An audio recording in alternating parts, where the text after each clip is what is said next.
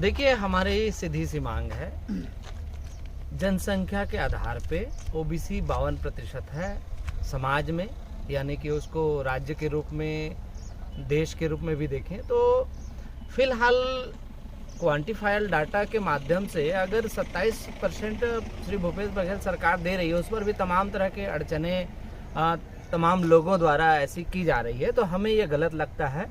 और अगर हम तो हिस्सेदारी की बात करें तो अगर हम 52% हैं तो वो हमें अपना हक चाहिए।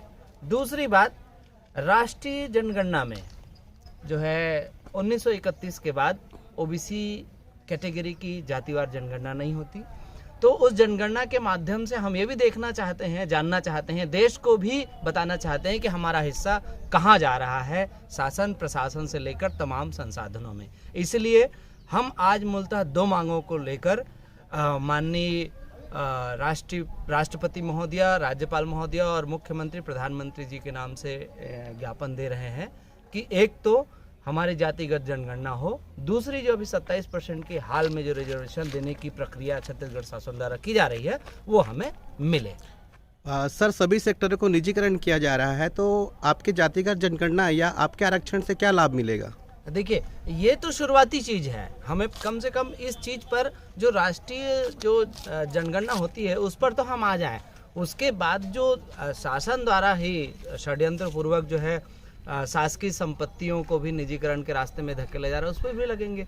और हम तो चाहेंगे कि अगर समान संप्रभुता और प्रभुत्व वाली सरकार है तो निजी क्षेत्र पर भी आरक्षण होनी चाहिए, समान शिक्षा के आधार पर, समान अधिकार के आधार पर। तो जैसे आरक्षण दिया जाता है ओबीसी को, तो सामान्य वर्गों को के साथ अन्याय नहीं होगा? क्यों न्याय होगा भाई? वो जितने हैं वो भी हमारे भाई हैं, देश के नागरिक हैं, उनको भी बराबर दिया जाए। तो फिर आरक्षण की जरूरत क्यों है? आरक्षण की जरूरत इसलिए है कि जो एक वर्ग जो है प्रभु संपन्न हो गया है, उनके पास ताकत है, तो वो ज्यादा खा रहा है। जैसे 2 बैल रहते हैं, एक बैल ज्यादा खाता है, एक जो बैल कम खा के कमजोर हो जाता है। तो जो ST SC OBC जो समाज है वो सदियों से कराहता आया है, वो बंधक है, तो उसको फॉरवर्ड करने के लिए तो विशेष संरक्षण की जरूरत होगी ना। तो भारतीय संविधान में तो प्रत्येक नागरिक को समान अधिकार है। लेकिन संविधान की जो पूरी अनुसूची है वो लागू ही कहाँ हुई है साहब? हम तो यही चाह रहे हैं कि पूरी ईमानदारी से हमारी जो शासन व्यवस्था है सेंट्रल और स्टेट की, वो संविधान को ईमानदारी से लागू करे, उसकी व्याख्या करे। व्याख्या करने के साथ साथ जो अनुच्छेद 340, 341 और 42 है उसको इम्प्लीमेंट किया जाए। तो आपको लगता है कि संविधान का पूरी तरीके से पालन नहीं किया जा रहा है? डेफिनेटली नहीं हुआ, मुझे ही नहीं, तमाम संविधान के विशेषज्ञों को लगता है, और तमिलनाडु जैसे फॉरवर्डेड जो स्टेट है उनको भी लगता है, तभी तो उन्होंने हमें रिजर्वेशन दिया है संवैधानिक स्तर पर। और दूसरी बात, उन्होंने तो यह व्यवस्था भी की है, एक फ्लैट बनाते हैं तो अपर कास्ट और जो शेड्यूल कास्ट दोनों को एक जगह रखने की कोशिश करते हैं, तभी वो रहने की व्यवस्था, आवास जैसी योजनाएं देते हैं। तो आज़ादी के 75-76 वर्ष हो गए, हमें लगता है कि सब कुछ समान हो गए हैं, अब जाति पाति व्यवस्था नहीं रही है। नहीं, देखिए, आज भी आप वैवाहिक विज्ञापन के पेज को उठाकर देख लीजिए, आज भी तमाम इंफ्रास्ट्रक्चर को उठाकर देख लीजिए, इसी शहर को देख लीजिए, आज ST SC OBC के कितने यहाँ पे बड़ी बड़ी संस्थानें हैं। ये शहर एक एग्जाम्पल हो सकता है। आप मुंबई में जाएंगे, घुस नहीं सकते।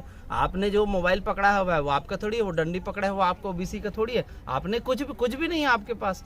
तो इसलिए तमाम संसाधनों पर तो उन्हीं का कब्जा है, आपकी एक ज्वेलरी की दुकान नहीं है जी। अभी वर्तमान में केस देखने को मिला था, ब्राह्मण समाज के कुछ लोगों ने फांसी लगा लिया कि हमें कुछ भी नहीं मिल रहा है तो हम जी के क्या करेंगे। नहीं, उनको तो सदा से मिल रहा है, ऐसी कोई बात नहीं है, और नहीं मिल रहा है तो संवैधानिक आधार पर मिलेगा।